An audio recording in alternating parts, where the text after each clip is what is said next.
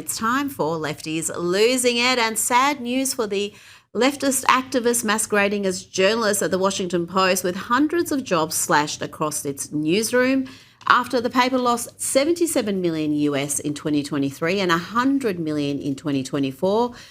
I'd have a little more sympathy for those job losses if it weren't for the fact that the Washington Post is nothing but a propaganda outlet for the Democrats, pumping out endless misinformation, always in the same direction, and they were guilty of pushing the Russian collusion hoax. Here's just 30 seconds of the fake news that the Washington Post pumped out and the rest of the media ate up. Russian President Vladimir Putin gave direct instructions to help elect Donald Trump president. According to a Washington Post investigation, former President Obama received a secret CIA report in August. That report, quote, captured Putin's specific instructions on the operation's audacious objectives, defeat or at least damage the Democratic nominee Hillary Clinton. This morning, the Washington Post is reporting that U.S. intelligence agencies had sourcing deep inside the Russian government, capturing Putin's direct instructions in the operation. Maybe a good idea to learn how to code. Now, let's look at some of the indoctrination happening in American schools. Look at how these young children are being taught to hate and protest against the president. No Donald Trump! No Donald Trump! No Donald Trump! No Donald Trump! No Donald Trump! No Donald Trump! You know, that reminds me of going to school in Iran, in Tehran, and being forced to chant "Death to America" at school assembly. That's what blue cities are turning into. And it doesn't get much better when the kids are in high school. Here are more brainwashed kids protesting ICE and Trump. Yeah, Donald Trump, I ain't vote for this page, rolling pretty pink box to my minds of that shit. But this has to be my favourite anti-ICE protest. This is just so stunning and brave. The sacrifice these lefties are making is profound. We all got drinks without ice because ice. Ice! What the Ice! Cheers! Ice! Time to check in now on the Vice President, J.D. Vance, schooling yet another TV anchor. This just gets tiresome after a while. Did you plan to apologize to the family of Alex Preddy? For what? For, labeling him an assassin with ill intent. Well, again, I just described to you what I said about Alex Preddy, which is that he's a guy who showed up with ill intent to an ICE protest. No, but if it's he's determined that his civil rights were violated by this FBI investigation, will you apologize to that? So if this hypothetical leads to that hypothetical leads to another hypothetical, it's a real case. Will I do a thing? Now, it seems the Vice President has grown weary of doing interviews with dim-witted anchors on CNN, NBC, CBS, etc., etc., interviews that are watched by a dwindling audience. So he went where the eyeballs are in 2026. He sat down with Megyn Kelly. Here he talks about the media and their refusal to cover what has been an astonishing story, the dramatic drop in violent crime in the past 12 months, including an almost 20% drop in the murder rate. Assaults are down, theft is down, but the media has all but buried the story. You asked about the crime. Okay, why is the crime rate so low? There are a lot of reasons. One is that we've empowered local law enforcement. Another reason is because we've deported a lot of criminals in the United States that should have never been here in the first place because they were illegal aliens. So the media cannot even express an ounce of nuance. It's never, oh, well, maybe we disagree with this. Let's have a conversation about that. But let's tell the truth about the fact that there are Americans who are alive today because of Donald Trump's crime and immigration policies. They can't do that. It's always just shouting, angry all the time. You're Gestapo, you're the fascist. And it's just crazy. And it does the American people a real disservice. And the Vice President weighed in on the arrest of Don Lemon after that storming of a church in Minnesota. JD did not hold back. You mentioned the press a minute ago. Someone who claims to be a member of it is Don Lemon, who's been arrested now. The dumbest man in television? Yeah, I mean, that's formally saying something. He's under arrest because he stormed a church in the middle of a Sunday service, along with a lot of other rioters, and disrupted people trying to worship. He's trying to cloak himself in the First Amendment, saying this is an attack on freedom of the press. And you say what? Well, I say first, Don, No one's objecting to you standing outside of a church and protesting. No one's objecting to you no one's saying you can't protest the Trump administration's immigration policies, or frankly, our policies on anything else. What you cannot do is go into somebody's house of worship and prevent them from exercising their First Amendment right to the free exercise of religion. And that's what happened. By the way, there's a federal law on the books that says you're not allowed to interrupt churches. You're not allowed to prevent people from entering or leaving a church. And the Biden administration aggressively prosecuted people. Where was Don Lemon when people were getting aggressively prosecuted for sham violations of the FACE Act? We have a rock solid violation of the FACE Act, which is you were sticking a microphone in the face of a minister during the church service while the people you were with were preventing people from leaving. That's a violation of the law. That's not about the First Amendment. Let's bring in president of the Center of the American Experiment and co-founder of the popular Powerline blog, John Hinderaker. The mayhem is happening in your home state. ICE is operating around the US, but it's only in Minnesota that we are seeing this sort of violent uprising on a regular basis, with law enforcement being obstructed, being attacked. And we also had this storming of a church that has led to the arrest of Don Lemon.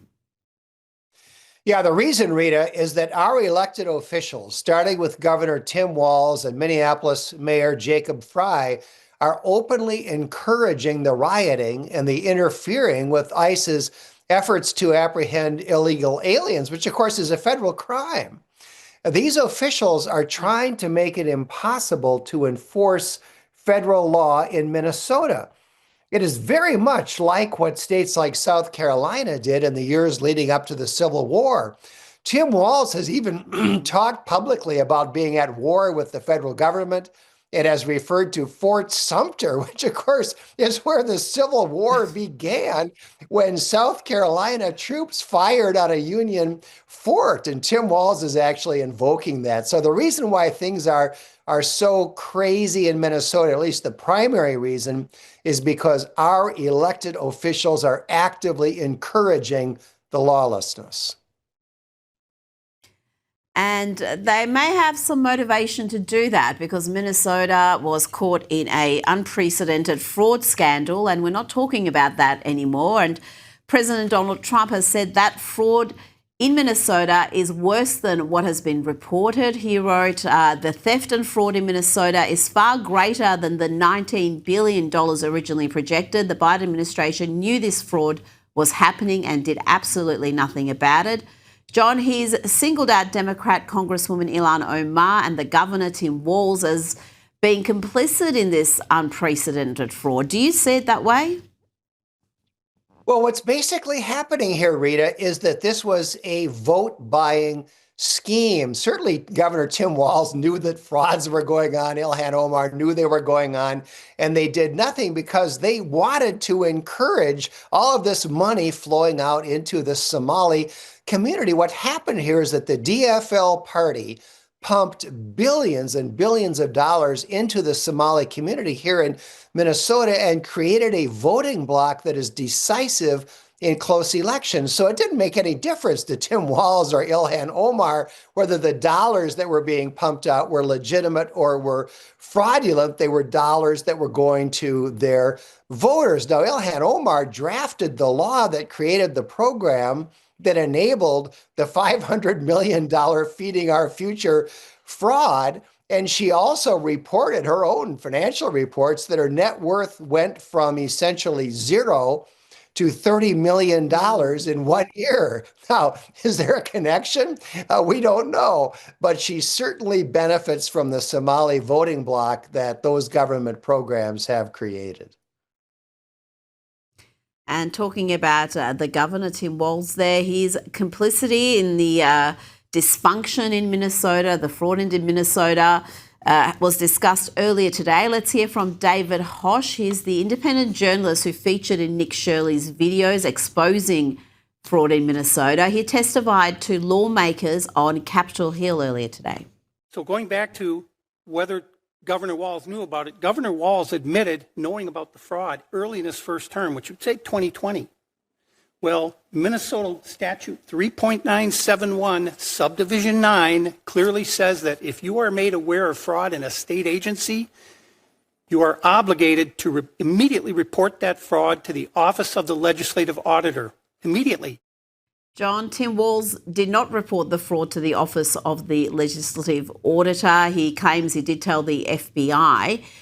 Will there be any sort of reckoning for his lack of leadership, whether it was ineptness or complicity? It really doesn't matter. He was governor and he seemed to not have his mind on the job. We know he's not running again, but could he possibly have an investigation into how he handled this matter? Well, first of all, Rita, the claim that you just heard there by Tim Walz that he somehow called in the FBI, he tipped off the FBI, that was investigated by the Minnesota Legislative Auditor, and it was found to be false. Walz didn't notify the FBI. It was the FBI that came to Walz and said that they were about to execute search warrants in connection with what became known as the Feeding Our Future fraud. The prosecution of that massive fraud was carried out entirely by the federal government, the FBI and the United States Attorney for the District of Minnesota. They've charged, I think, 78 criminal defendants now. Tim Walz and his Attorney General had nothing to do with it. They played no role whatsoever. They were bystanders at best and beneficiaries of the fraud. So as you said, Tim Walz has been pulled out of the race by the National Democratic Party. His political career appears to be over, and there are reports that he's been referred to for some criminal investigation. I'm doubtful that's going to go anywhere, but we'll see what happens. Now, I think we should leave the last word about Governor Tim Walz to Senator John Kennedy from the great state of Louisiana. Governor Tim Walz, whatever he says, believe the opposite. I'm sorry, the man learned to lie before he learned to talk. He's just a, I can't help it, you crack me up. Well, he's just a less masculine version of Hillary Clinton. Oh, man. Tim Walz is a less masculine version of Hillary Clinton. That's going to stick in my mind. Now, let's have a look at this clash between Senator Ted Cruz and the co-CEO of Netflix during a Senate hearing on Netflix's pending $83 billion attempt to acquire Warner Brothers Discovery's streaming and studio assets. Look, Netflix has long been a left-wing company.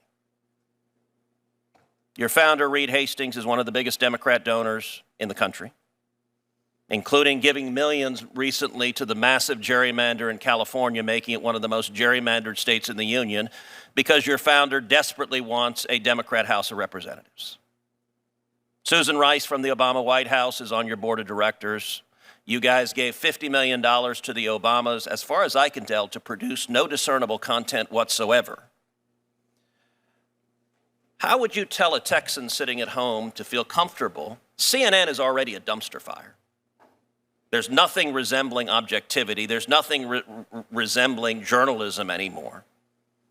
How are people at home, how should they feel even remotely confident that if this merger happens, the combined entity would not simply be a propaganda outlet pushing one particular political view with much greater market power than you have now? Well, sir, we would fail. We would fail pushing a political view or propaganda. We deliver entertainment to consumers. Our consumers see our business pretty much the way they see America. About 40% conservative, about 40% liberal, about 20% don't know.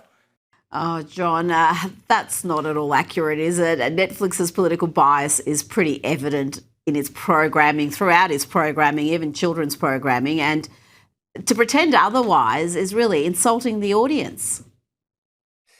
Rita, the entire entertainment industry is left-wing, almost without exception. And Netflix is notoriously liberal. There are these Netflix memes, and you've seen them. You know what I'm talking about. Netflix takes a program, and then there's the Netflix version. And in the Netflix version, all the characters are non-white and gay. It is a standing joke. We see it all the time. Yes. These people are not fooling anyone. They're not. And to go to that Senate hearing and just deny the obvious. I mean, it's one thing to say we exist in an industry where the artistic community leans a certain way, so the content they produce is naturally going to be left-leaning. You could make an explanation for it, but just to deny the reality is just so insulting to the audience. Now, before you go, the French cybercrime unit has raided the Paris offices of Elon Musk's X as part of a year-long investigation, and they have summoned the billionaire to front a hearing over his platform's suspected algorithm abuse and what they call fraudulent data extraction. But John, I do suspect this has got a lot more to do with Elon Musk being a free speech warrior and not allowing the bureaucratic class to dictate what people can say and discuss online. Rita, there's a huge battle over free speech going on in Europe, and a big part of it has to do with social media. The European Union has adopted the Digital Services Act, which requires platforms like X to engage in content moderation under very vague standards. And many people think that what they're going to suppress is conservative content and content that is critical of their own government. So the US has been pushing back against those efforts. What I suspect is going on here is part of that larger battle over whether American ideas of free speech will prevail in Europe or whether European censorship will be imposed on American companies. John Hinderaker, thanks for your time tonight. Thank you, Rita.